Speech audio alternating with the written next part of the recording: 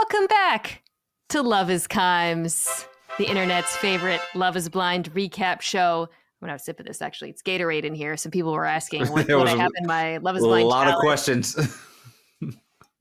Listen, when we tape the reunion recaps at night, a little bit of a different story. A little different vibe. Not during the day.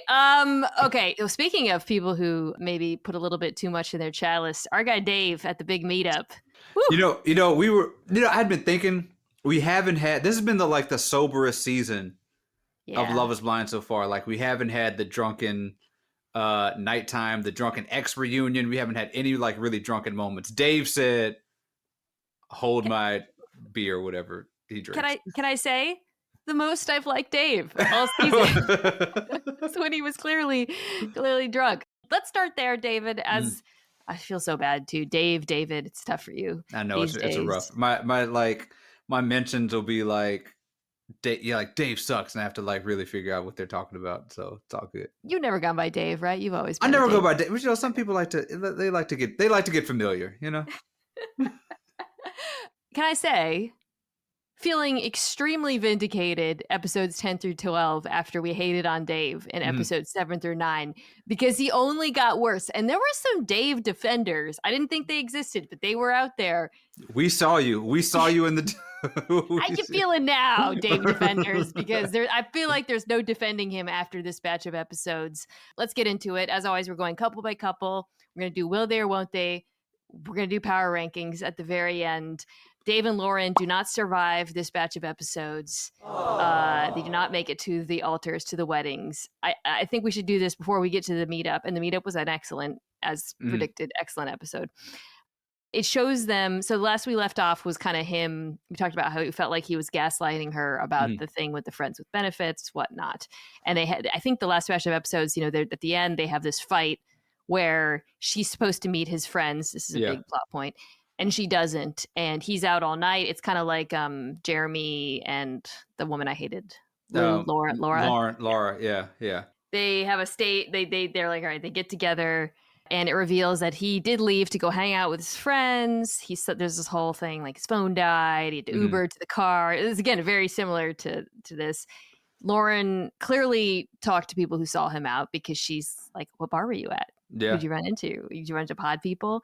And Dave has this whole thing where he was like, and people said, "Do you want to meet Molly?" And I said, "No, that would be stupid." And so she went and hang out with her parents. He seemed really taken aback by the fact that she was with her parents. It was kind of a weird split second where she was like, "With my parents," and he was like, "What? Who you?" That was kind of weird. I don't know what was going on there. If there's anything, I think it's that he is having to confront the fact that she is still taking their relationship seriously. Yeah. I think that was my take. But it's so seriously that she does introduce him to her mom, who was great, by the way. Her mom was a true good, like a Love is Blind parent that I really liked. Very chill, very normal. In this conversation, he reveals that his dad doesn't want to be on camera, and his sister is worried about him being with someone who's there for the wrong reasons. And the mom's like, well, that's obviously not Lauren. So why don't you just introduce her to these people? And he obviously doesn't have any good answers for any of this. The thing about it was kind of weird because he kind of made it seem like it didn't fit into his dad's schedule. He was just like, yeah, dad travels a lot. He's a little bit, he's golfing. He's golfing. It just seemed like this dude never had any intention of her meeting anybody that's ever met him in his life. Yes. that just was clear in this conversation. Which is something we don't really know until it's confirmed when they finally have their big breakup at the bowling alley, which we can get to after this. We knew that she didn't meet up with his friends that day, right? But we didn't know that, and they're pretty far along at this point, right? She's never met anyone in his life, to the point where she talks about this. She wrote a letter to his sister and he just didn't give it to her. And again, I go back to sort of this textbook gaslighting behavior, which is like a thing that people do in these situations, is they kind of isolate the person. So they make them feel crazy by not allowing them to interact with outsiders or to have to put two and two together. Right. He has completely isolated her in a way that I like, it really, really upset me to realize that. It was, because just seeing her, like, the agonizing that she was doing was, like, legitimately one of the heartbreaking things that has happened in all of Love is Blind. Like, she was really in pain. She was trying her best. Like you said, she was writing the letter. And when you talk about the gaslight, that isolating is like, everybody says this about you. Everybody's saying this thing about you. And him being like, I came out the pot and I got millions of texts about you. Like, just all of that is just like classic abuse, like straight up classic abuse. It's also, I just feel like a total lie. Yeah. Like, and that's why I think the reason why he never lets her meet his friends, is because his friends would be like, yeah, it's not a big deal. Yeah. His friends would probably be like, yeah, we saw her dating this dude. It's cool. Like, whatever. He probably got one text that's like, hey, did she know, maybe she did. And then he like blew it up and is telling her that everybody in the like Twin Cities is talking about her and this dude, who, the friendships keep increasing, right? They're like frat brothers with the guy. They were in a fraternity together. He lives in the, like, it kept on escalating beyond what it was at the beginning. It just doesn't make any sense. So as I said, this all comes to a head at this bowling alley date, the night before the big meetup where everybody finally meets the people in the pods and the people who didn't make it to Honduras and whatnot. And they talk about, oh, it's tomorrow. It's the next day.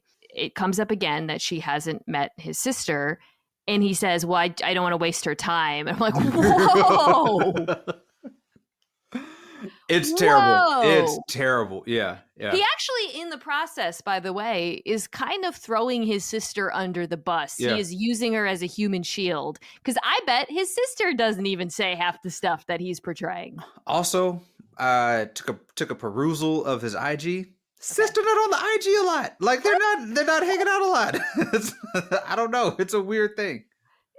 So in the conversation, he's kind of like, I don't want to have this here. Let's go somewhere. So it becomes obvious that they're going to break up. And she doesn't seem totally taken aback by it. How could anyone be, based on the way he's acted? But the breakup conversation that they have in the bowling, it's like a movie theater next to the bowling alley or something, and they're sitting alone, is legitimately one of the most infuriating conversations I've ever seen on Love is Blind. Yeah. I wanted to reach through my screen and grab this man the entire time. It was, he was repeating a lot of the points that he's made, where he's basically just lying, ignoring her every time she defends herself, bending the truth. He's saying, my friends wouldn't lie to me. He's like trying to catch her in gotchas about the friends with benefit situation. It's all just so, and I want to address this because I did notice some of the Dave Defenders sad group. Yeah. We're like, well, it'd be okay. Maybe people aren't comfortable with someone who has friends with benefit situations or was, hooking up prior to coming on Love is Blind. And you know what?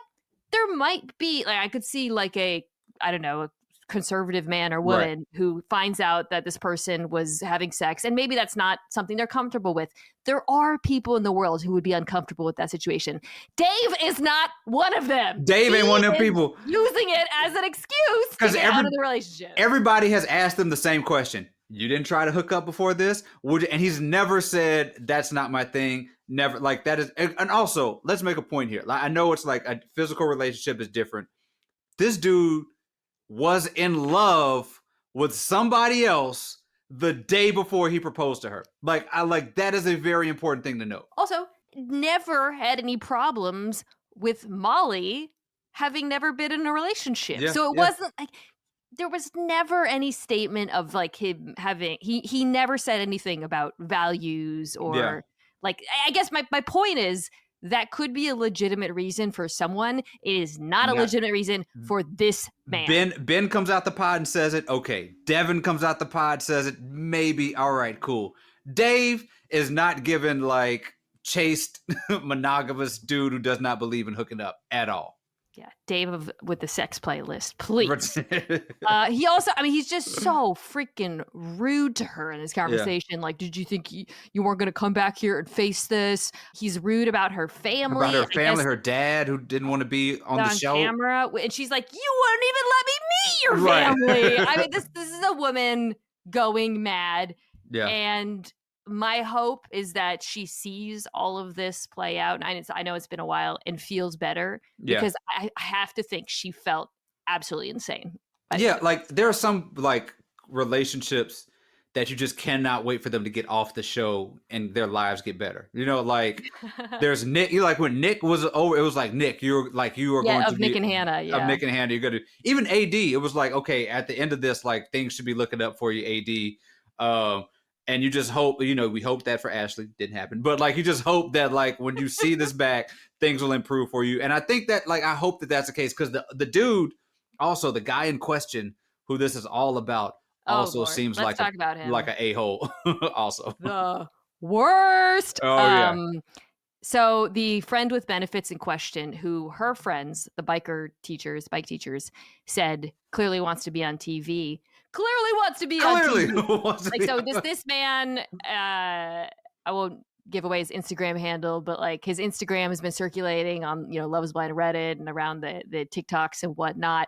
He like photoshopped a fake image of himself as a Love is Blind contestant. That's all you need to know. He did a deep fake of him as Bill Clinton saying did not have sexual relations. Like this dude is douchebag material. Like him and Dave, peas in a pod. Him and Dave should just go hang out and go to bars together because they are one and the same. I would have more respect for Dave if he had, instead of all of his fake lies to get out of their relationship, had said, hey, I looked at this guy and it gave me the ick that you hooked up with him. I'm like, you know what? Points are made, Dave. Points are made. If anything, we have to criticize Lauren for her absolutely atrocious taste in men because, I know. Good Lord. It's coming. Lauren, I'm looking right at you. It's coming back. We're going to improve on this.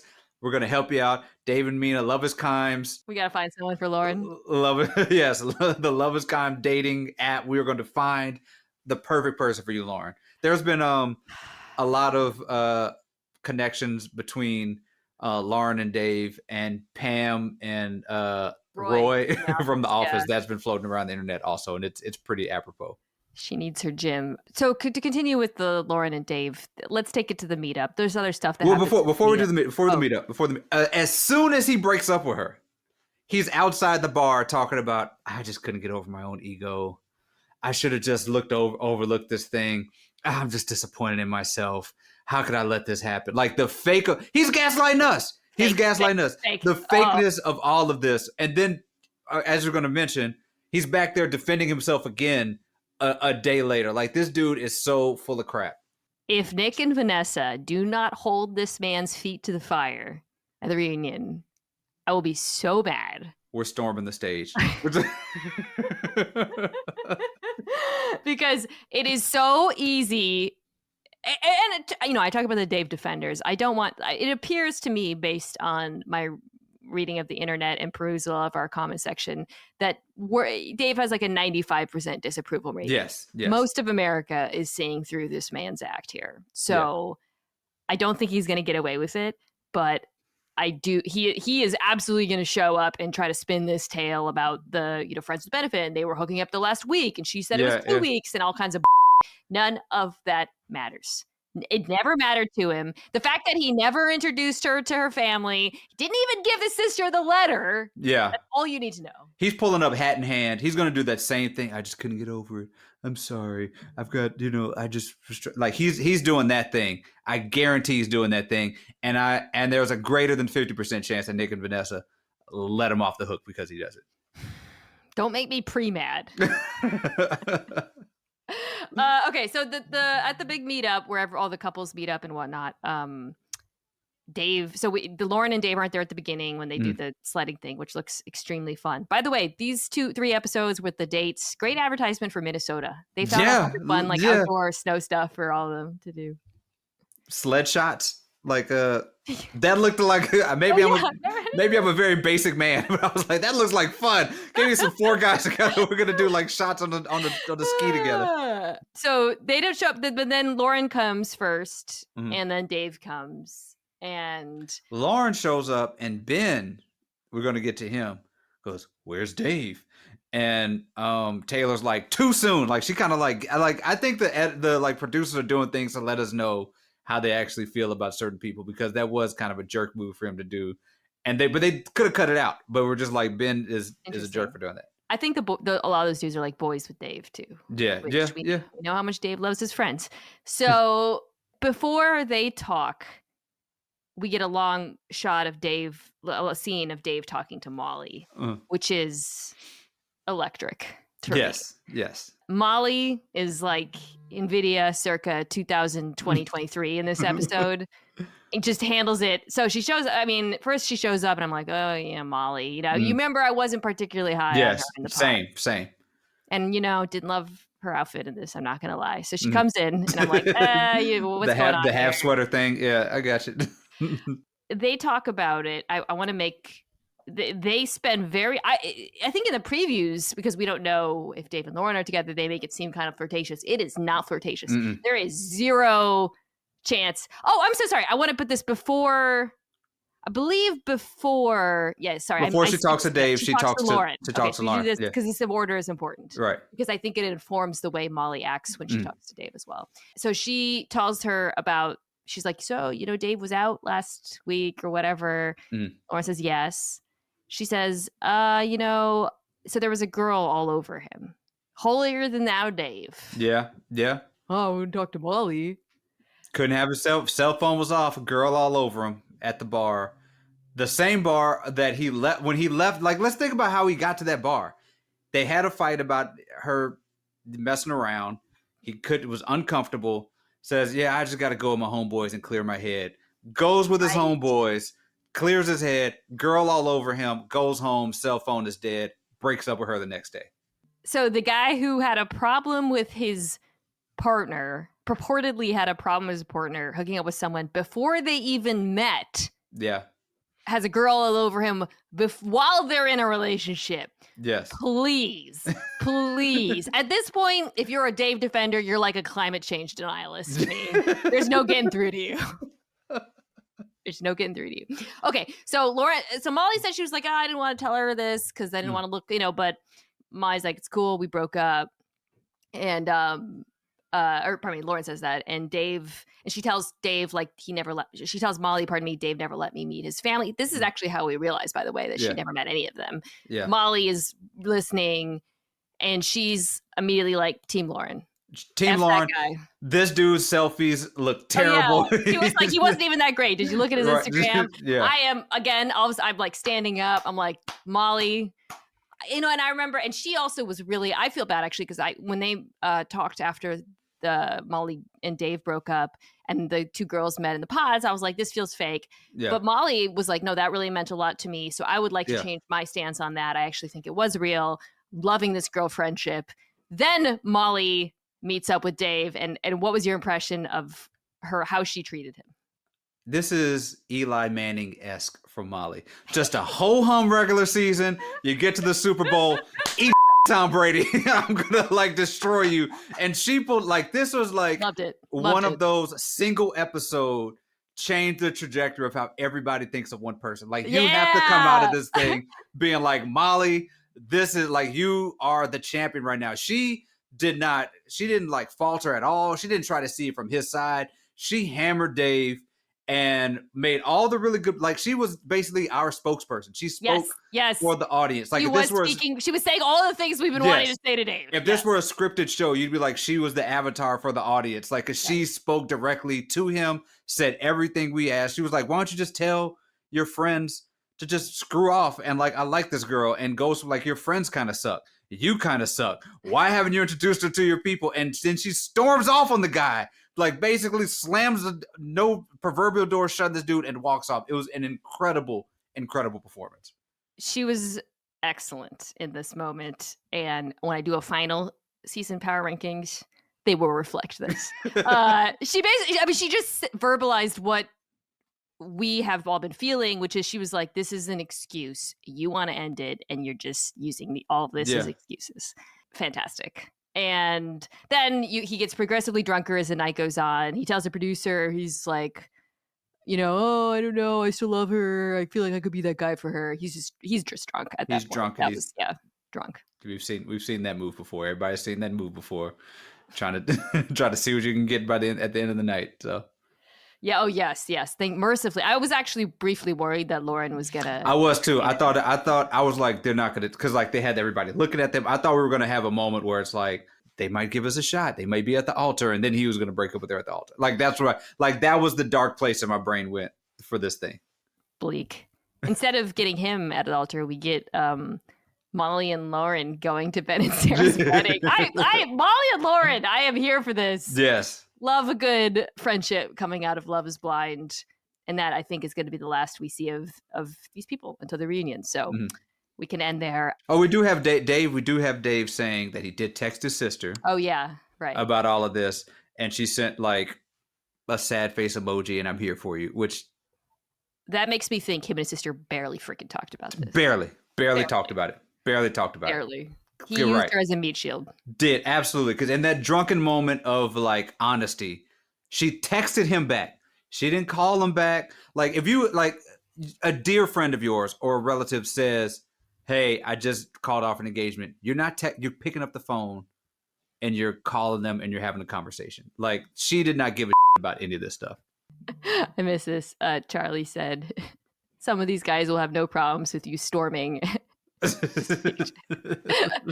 A little Jan 6 reference. Okay, before we actually move back to the couples, let's stay at the meetup and talk about Madison, Alex, Mason, and Meg, because this is, we finally get, we can talk about Brittany when we get to Devin. Because the love square has totally been separate these last few episodes since we left the pods, but they're all back. So a very important order in which these things happen. So let's start here. Mason and Meg, last discussed by you and I, saying, I really hope they got a chance to talk after all this. Walking together. What was your reaction, David? Holding hands, baby. Holding hands. I believe in love. That's what I felt. I was like, it. Yes, that was it. It was so, everything was perfect. Like the show missed out on this whole thing. I don't know why the producers, because like we mentioned before, we've seen a couple times where couples don't work out in the pods. Yeah. And then they come back and then they like carry on with the show. I don't know why the producers weren't like, you two call each other now. Let's try to make this happen. They had an adorable reveal. They filmed their own reveal together. They had messages with each other together. I was like, I am all for, like, they're my favorite couple. They're my favorite couple. We don't know if they're still together. This was a while ago. But regardless, I was happy that they met because you and I did feel like they had a lot of chemistry. Yeah. And we also were sympathetic to, yes, Mason chose Madison, but you and I discussed like maybe we got to like give these guys a little bit of grace when they take time to make a decision or they make the wrong decision. So we don't actually we just see them kind of sharing their story and sharing the reveal and whatnot. And then Madison comes in with pink hair. And she is salty. Yeah. She is talking to, I forget which of the girls she's talking to, not Meg. So here are the things she says in this. She says a lot of stuff. She's talking to Lauren. Her and Lauren have a conversation. Okay. Yes. So she says, I'm really glad Mason and I didn't end up together. He's a big ick to me. That I thought read like sour grapes. Yeah. To be honest, I don't think she had any good justification for that. Then Alex walks in. Yeah. Who she did end up breaking up with at the very end. And so this is what she says. Tell me if I missed anything. She says, he broke up with her because she has bad days, which is that part. I was like, that's not exactly not really what he said. Yeah. So then he messaged her as soon as they got out and he said, oh my God, because she's so hot. This is her telling of the story. We should give points for like what we think was true or not. The bad day thing, no points for that. The oh my God, you're so hot. That's 100%. Meet me at the airport. So they meet at the airport. They talk. He says that according to Madison, Alex said Meg messaged Alex. Yeah. What? So at one point in the pods, they did say that they were kind of like they were dating. So Alex and Meg were dating. Okay. Different people were dating, but yeah, I didn't. And Lauren was kind of confused too. She was like, I didn't know that was like an actual real thing. So I was really confused by that. That one I feel like could be semi-true to go back to your, like, is it true or not? Like, I think it's possible she messaged him, but I don't think.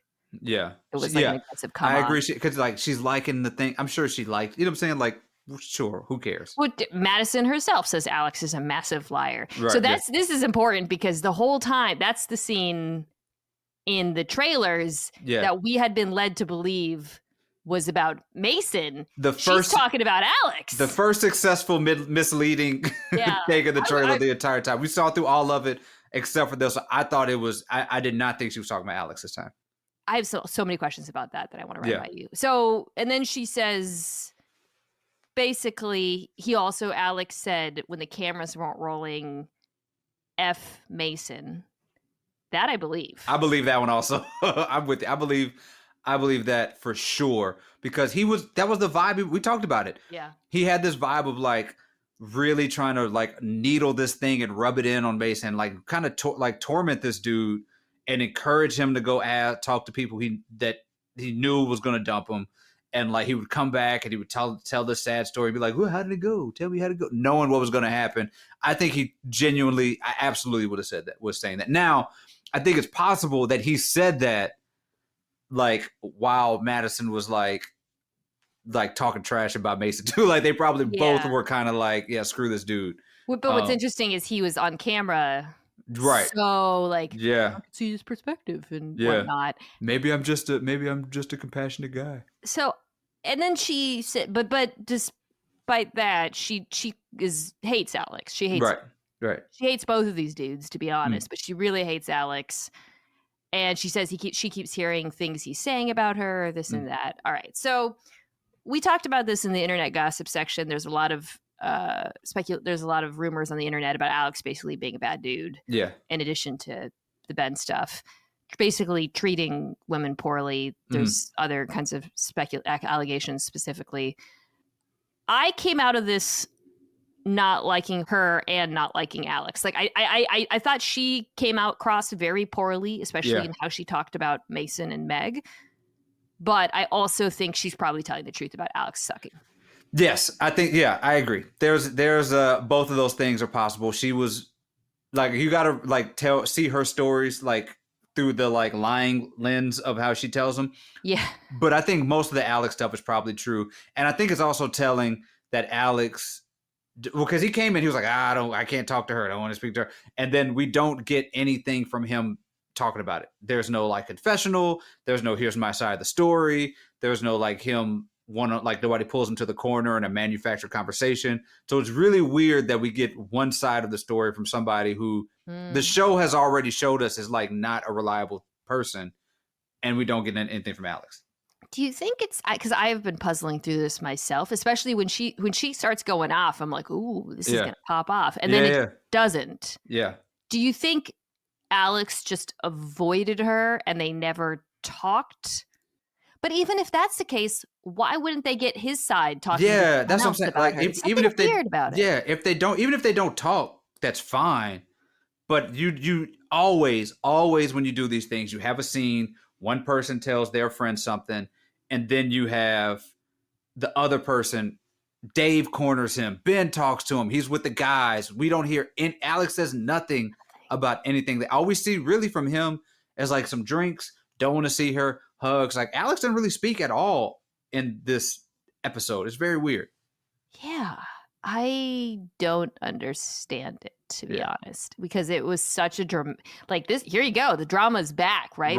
There's been like an absence of drama with some of these couples, and like I don't need to see, Monica and Joey throwing pepperonis on a pizza, right? Or I don't need to see this hockey date or putt-putt with Taylor and Daniel. I want to see Alex talking.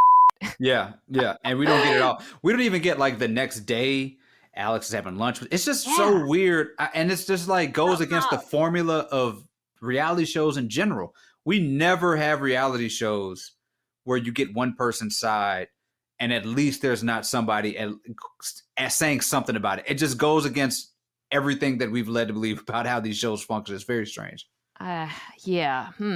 We're going to have to think more on this. Especially hopefully he's at the reunion. I think they're going to be at the reunion. Yeah. I think because it does feel like Alex was sort of protected by the edit in some ways. Yeah. But I don't know. Maybe if he had... But for them to include her story, her side, like if you don't have either of them, I think it's general to just be like... Because you could have just done, like, you could have just had her saying, Mason, he gives me the ick. I didn't like it. Move on, right? But you have so much in depth of her talking about Alex that they could have cut if you don't have Alex's side of it. It's very strange. All right. Well, commenters, let us know if you have any theories or speculation about that, because it is very curious. Okay, so let's get to a couple of the happy couples, because there's really, I alluded to Taylor and Daniel. We'll do them next. Again, they get like there's 3 dates. One is them putt-putting, where she says, I feel like I've known you my whole life. You're the best human I've ever met. To which he says, very cool. Crack me up. I don't know why I just had to write that down. No, but he always has like the right thing to say to her, generally, like, you know, just 1 hour at a time. You know, she later says, your words are why I fell in love with you. You allude to this. He's just a very smooth talker. I don't mean that he's not misleading. No, he's not. He just knows what to say. And he pulled up, and I have it here in my notes. Icy white jacket. He pulled up looking like $1 million on that date. Had the crispy white jacket on the date night. They're matching. He's got the green shirt. He's got the camo pants, and he just looked like $1 million. A young Leonardo DiCaprio, if you will. According to, they also have a date where they make Christmas ornaments. Shocker, for their wedding favors. When they go to change their clothes, did you think she was going to come out as a sexy Mrs. Claus? Absolutely. They ended up wearing their reveal outfits, which I guess is a little nod to how they met. There's really nothing to report. This thing, again, we talked about locked and loaded. Locked and loaded. This dude has completed like an incredible turnaround, and he just like knows it. It's like he's just like, I'm just floating on a cloud right now. I'm playing with house money. And you know what? He has been super likable these last few episodes. Charlie got away with it. No, I mean, like, you know, compared to some of these dudes, I mean, maybe he's benefiting from not being asked about his politics on camera, but he has been unimpeachable. He has played this one to perfection. And they genuinely also, by the way, I will say, like, seem to like each other.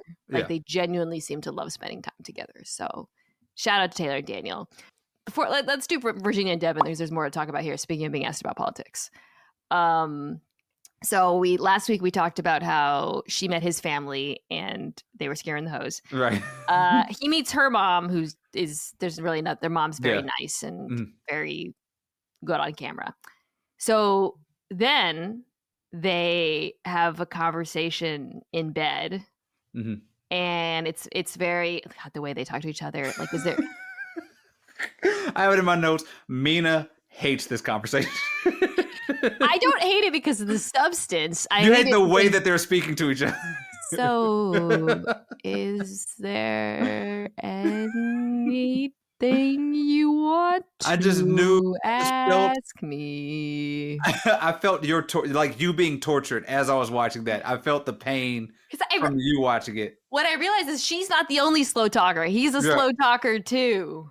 Yes, and he just I think she's slowly talking because she's trying to find the right words. He's slowly talking because the words are just not there. He ain't got it.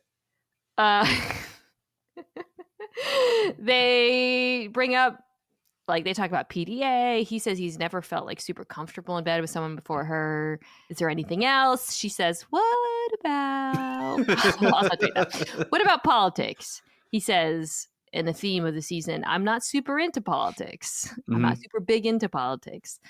He asks if she aligns her vote with her faith. She says, and she's very, very, this is part where you feel her being very thoughtful about how she says. She says, you know, I think women should have abortion rights. Gay people should have rights. I thought we were past that, but maybe we're not. He says that, well, he feels like if the man contributed to having a baby, maybe they should be involved in it. And she says she doesn't actually kind of challenge him on that. She just makes it clear she doesn't agree. She asks if they would vote the same. He says if they voted differently, would it matter? And she said, and you can tell it would matter. Yeah, it would matter. Absolutely. Yeah. She says we need to talk about it more. They talk about their families. Her family is Democratic. She says we're black. He says my family is not. She says your family is white, which is a whole other can of worms that and he was like, well, my dad's black. So let me ask you he does. Let me ask you this, David. Do you feel there's any difference between this conversation and between Sara basically being okay and going along with it with Ben? Oh, that's a good question. I kind of felt, because we were very critical of that. Very critical of that. I think one of the issues here is that I feel like it matters. I feel like she is actually going to take this into consideration in a way that I thought Sara was, which we're going to get to Sara too. But also, he never stated anything. He never like made a stance. And I think she's trying to pull it out of him. This is the thing that I think actually happened. I think there's something she's trying to get to. Like, I think there's actually some specific thing that she's trying to have a conversation with, and they just don't get there. So I'm like, it's like something. It's like, it was like, you know, when somebody's like having a conversation, they're just like, or like you want to get to an argument or get to like the actual disagreement, and it's like she was fishing for it, and they never got there. And so that was what was. I kind of felt myself being like, well, what's the actual issue, right? Sara and Ben were like very direct in the actual issue. And she's like, nah, it's cool. But I don't know what the actual thing that they like, the voting on two different things is, you know what I'm saying? Like, I don't know. I just felt like there was something that was missing. The thing that's missing, and what I felt actually in this, was less about her. Like with Sara, it's like there's a strong divergence. Not strong, but she obviously was like, oh, we actually have different politics, yes, different religious views, see the world differently. I don't think that's Virginia's fear in this. I think her fear is that this dude is just not on her level. Yes. That is exactly what I got. Like, I think she was like, oh, this dude might be simple. I think that's what it was. I think that she was just like, oh, wait a minute. Simple. Kobe sleeve, Vegeta on the leg, video games. It's all coming together. Like, and I mean, he bought her a basketball and a jersey. You know what I'm saying? Like, it's just kind of like, I kind of get the feeling that she is kind of like trying to will this like lower level dude to get on her level because he's kind, or like seemingly kind, even though I got problems with the way that he's like not showing the PDA in the way that I like. I think he's just not giving enough to her. But I just think I'm with you. I think that was the biggest realization for him, was like, for her was like, this dude just may not be like on my level. And I think what she's trying to figure out is if she's okay with that. Like, is the rest enough that he loves me and is respectful and kind and a good person in a lot of ways? Is that enough? Because you don't get the sense he's going to challenge her. Right. Yeah. And I think that's something that I felt like kind of watching her wheels spin.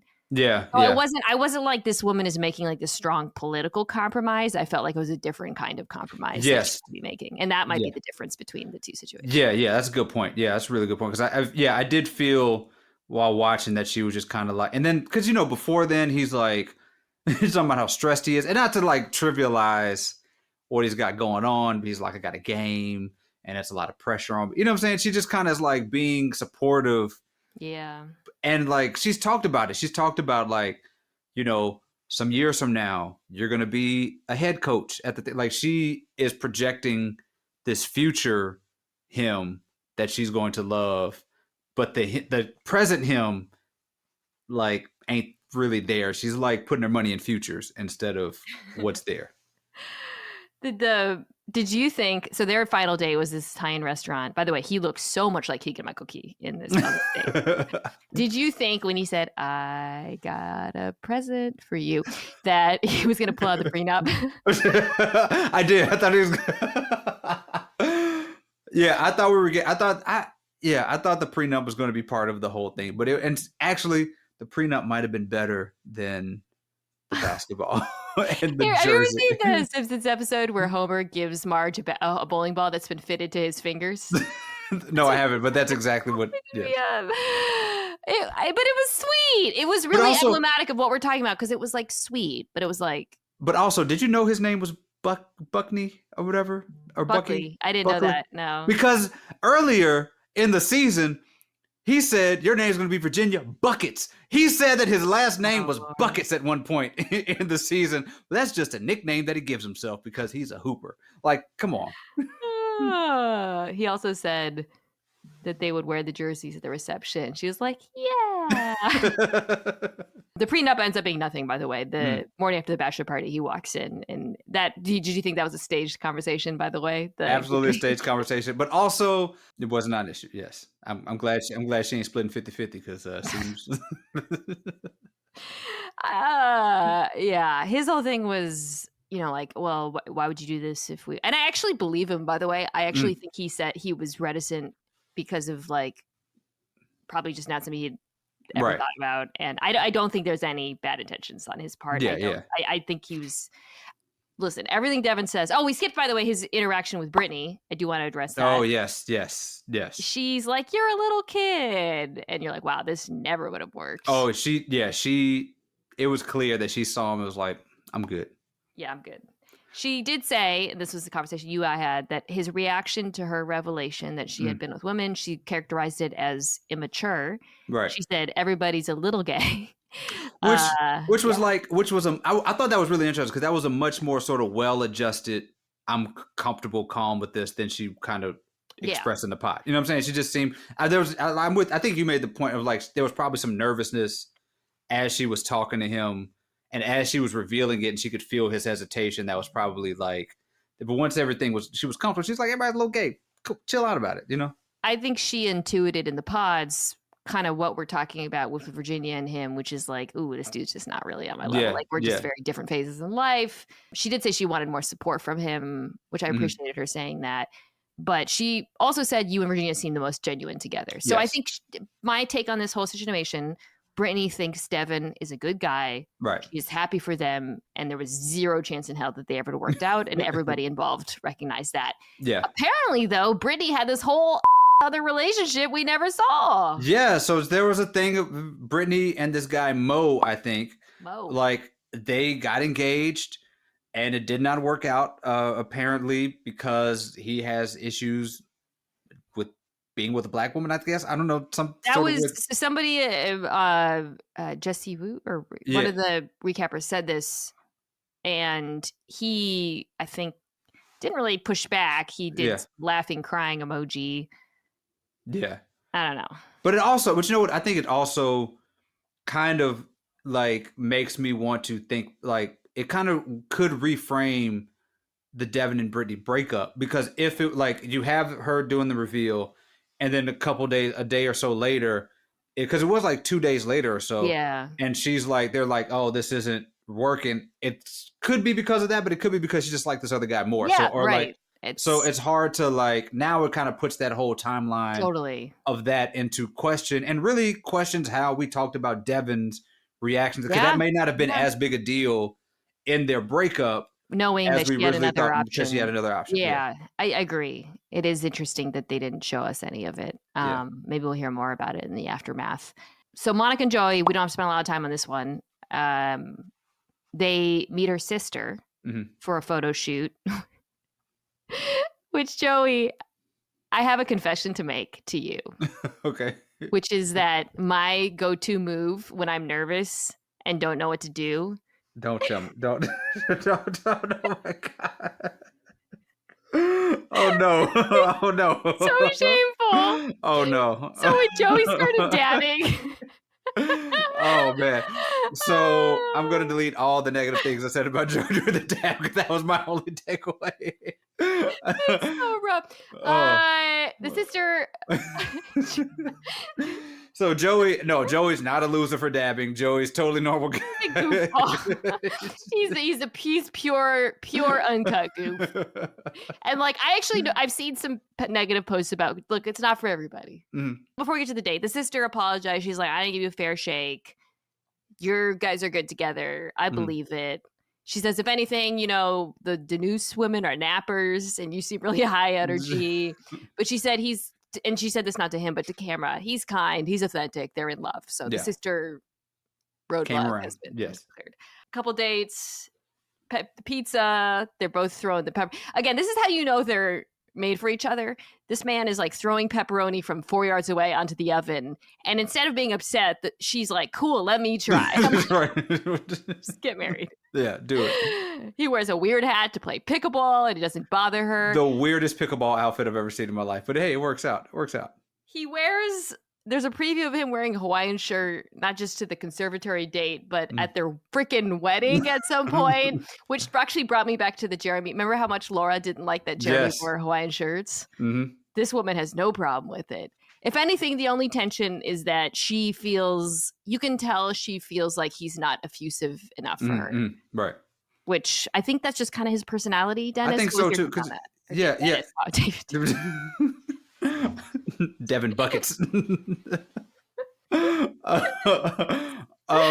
Wow.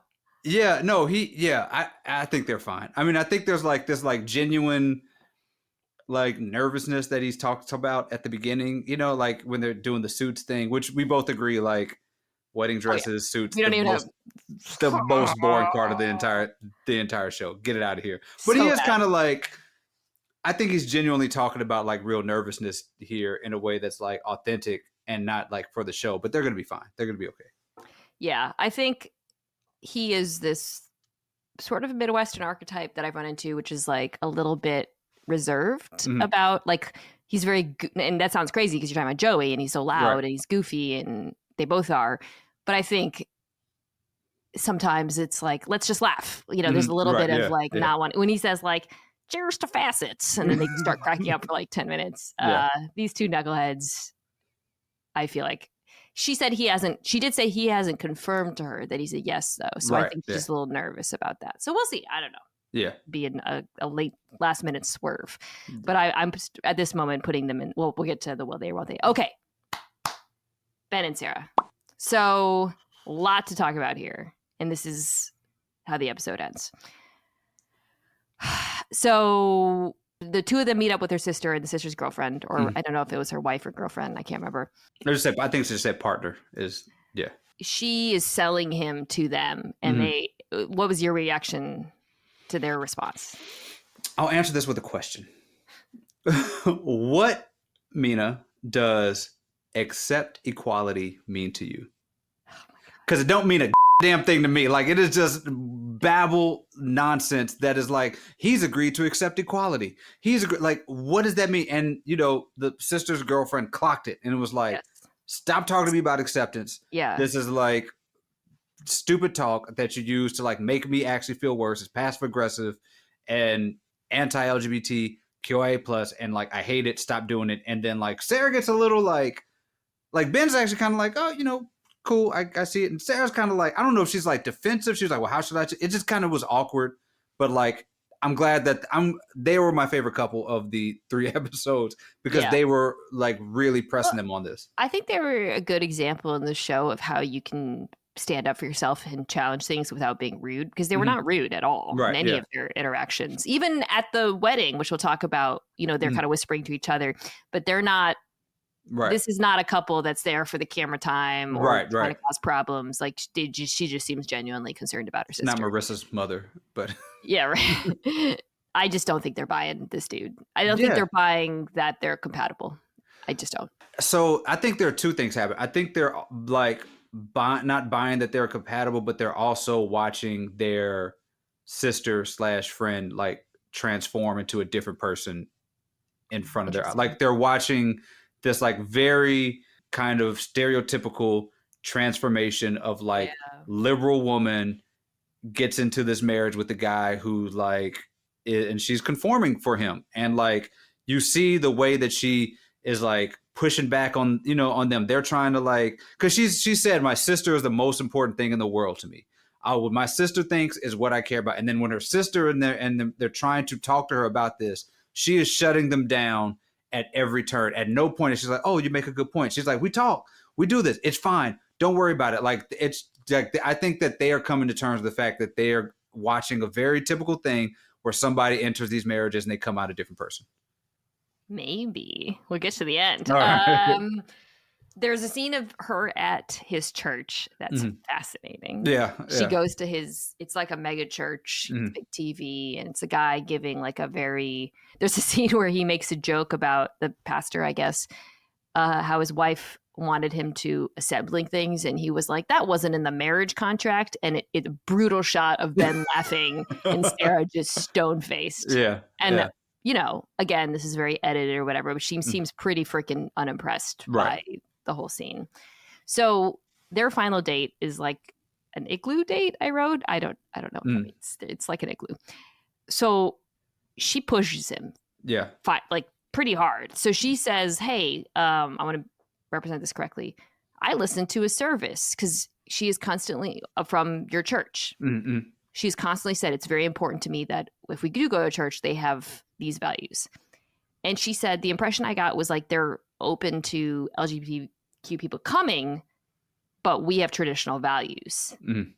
And he's like, "Oh, I just don't remember the stance. I mean, I can't really Google that." And when honestly, he does a squint to let you know that he's like full of crap. Like he just like it reminded me so much of the way he talked about the TikTok thing. Yeah. Yes, exactly. Yes. Which, by the way, we should mention these episodes start with the TikTok conversation the morning after. Oh, right. Yeah. And Sara says something that is really also alarming. That is, she says, it's not like this just happened. It happened a long time ago.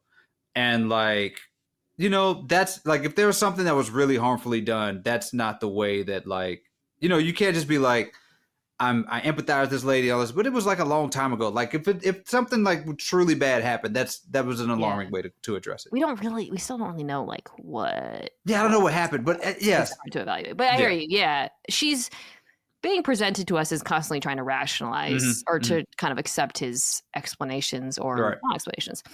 So she says she specifically refers to the service, and she's like, yeah, like a parent was talking about like what if a child said I identify differently, and I guess in this service the pastor was saying it would be like if your kid was like, I'm fat, and as a parent you told them like you don't have to change or whatnot, and it was like this kind of convoluted analogy of like telling someone they shouldn't change their gender is like she's like, I don't agree with that, and he's like, I don't agree with it either, which is actually concrete. But then he's like, but they just want to like focus on the positive and like, and he's like, who's to say I'm right? Who's to say they're right? He keeps like equivocating. He's like, I'll go to Pride.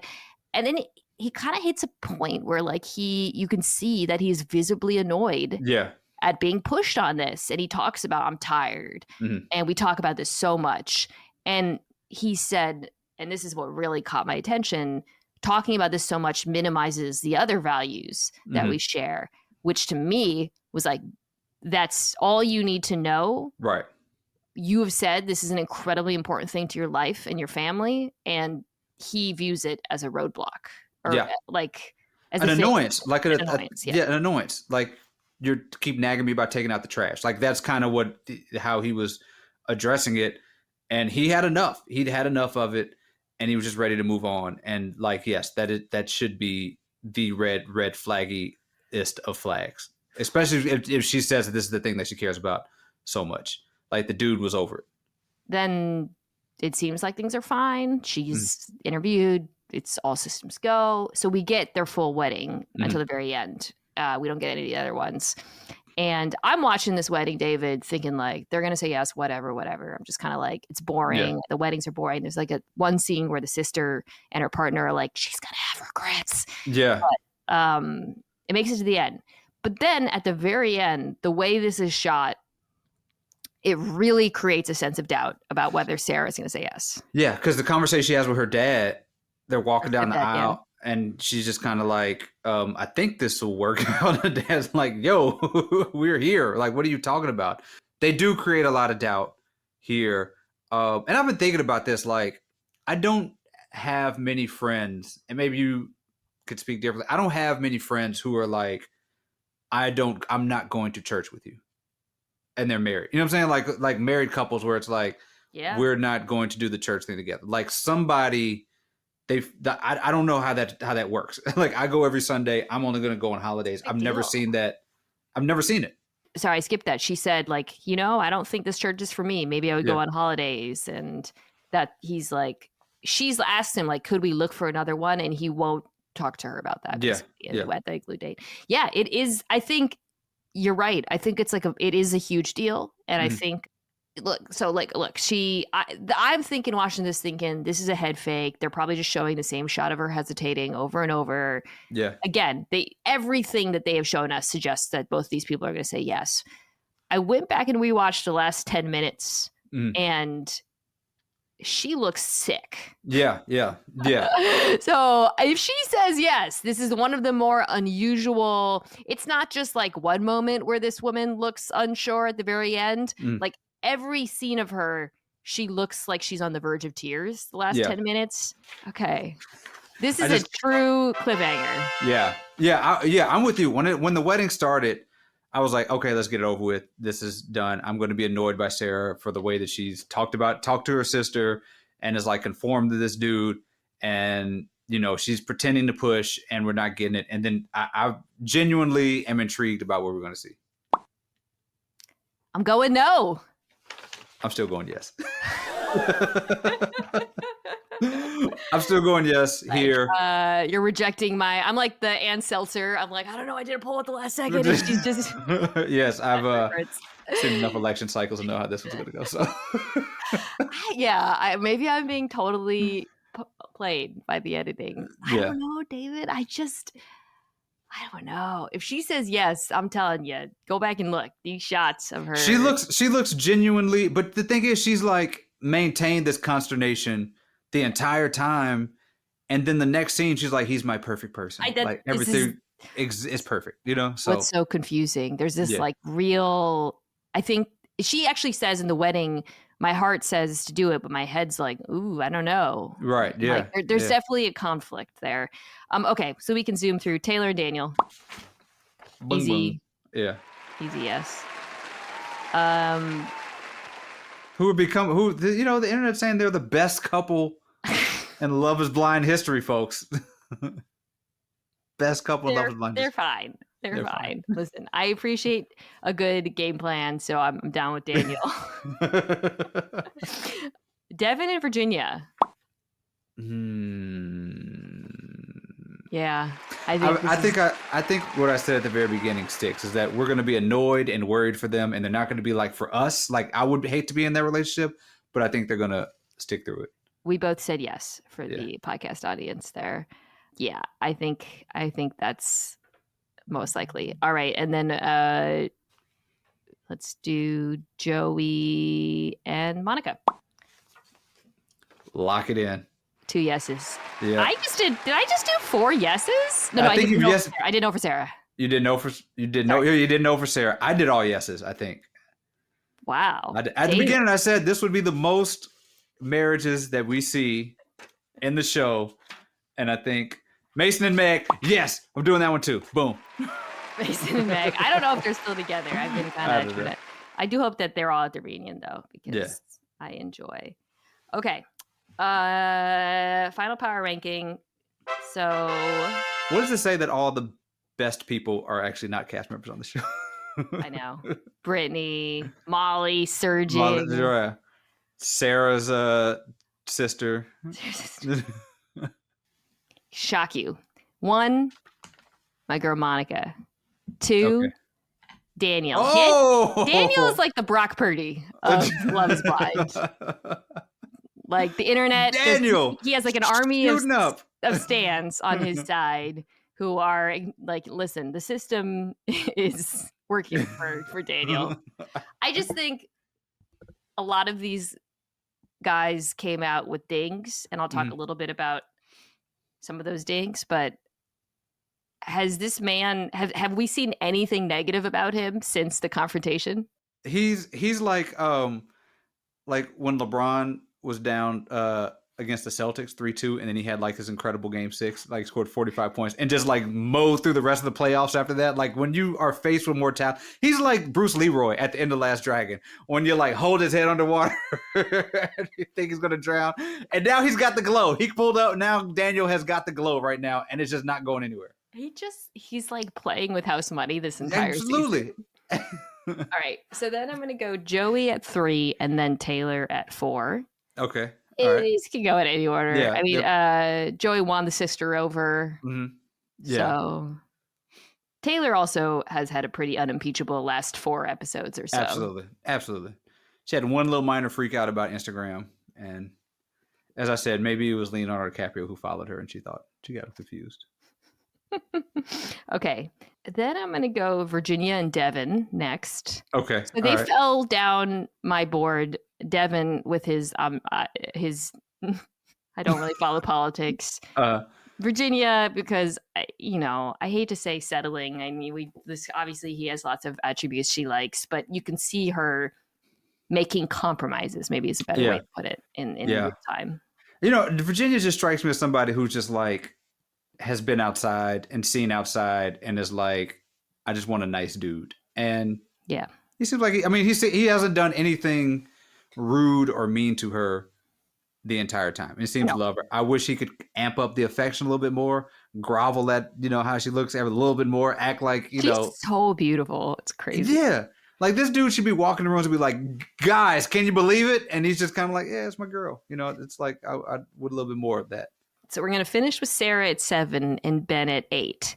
However, David, Sara saying no. Where does Sara saying no? Yeah, I was going to say, if Sara says no, she has the opportunity to be like the 14th seed at the tournament. Cinderella story. Yes, indeed. I mean, well, it really depends on how the other people play out. Yeah. But you could have an all-time Love is Blind moment if she actually says no. If she says no, yeah. Like, I think in terms of stock rising, Molly's stock was just like through the roof. Through the roof. Absolutely. But Sara saying no, like I would have to come here and like absolutely apologize and grovel and beg for forgiveness if she says no. Well, if she says no, we're getting a totally different reunion because we talked about the internet stuff with Ben. So there's a little bit more. The woman, Andra, I think was her name, who said he treats women badly. In one of her videos, she said multiple women have said this guy treated them poorly. And that she alluded to the fact that Sara found out multiple women. So again, this is speculation. Maybe it's not true. But if it happened and if Sara found out, we're going to hear about it if she says no. Yes. And it would raise questions of why we didn't hear more about it. Well, so as we're saying this, at the bar, the guys are kind of going around talking about the stuff that's like been tough on them, right? And Ben does say, "Hey, the internet stuff is really starting to like, which leads you to believe they all knew about it. Yeah, they knew about it, and also because of what we know, maybe feel like maybe more has like this is just sort of, percolating in a way that's like more than just that one TikTok. If they're together and it's a Love is Blind success story, we ain't gonna hear about it. Right, right. But if they're not together, I guarantee you. She and her girls, because that always happens in reunions, will be telling. And also, I want to like again. We always get to this point where we like the editing makes us second guess these things. Like I wonder if part of the consternation, part of the hesitancy is more about this TikTok stuff than just the like church thing. Like if there's like some of that. That would explain why there's been so much shown on the church stuff and not it wouldn't explain it, but from an editing standpoint you can see, okay, that was what they wanted to be the drama as opposed to this speculation that we can't report out. Like you can't, because also you don't want to have a cast member and be like this dude does weird things and you get to the altar with it, what I'm saying, like you would be like let's cut this off. Like if there's possibility of this dude being a creep, you would not want to have somebody you wouldn't want to have Sara being like, he's a creep, I don't know what I want to do. You know what I'm saying? Like you would rather have something else. You'd rather have it be about the family and the faith and stuff. We'll see. Yeah, because I would not be surprised if she does say no, like you said, that she comes back and be like, actually the reason I was like more TikToks came out. Other women came forward and for some reason it wasn't shown. So okay, we'll see. That was our split decision. It could go either way. I am very excited to see. Yes. I truly don't know how that one's going to go. So we'll have to revisit that. We will be back to recap the finale and then the reunion after that. So yeah, by the way, if you're watching this on YouTube, check it out on audio, subscribe, rate, and review to Love is Kimes. Please leave a nice 5-star rating, even if you don't subscribe. And the reverse is true. If you're listening to this audio, please check out our YouTube products, the best podcast section on the comment section, on the internet, and the graphics by our guy Brian are truly not to be missed. So.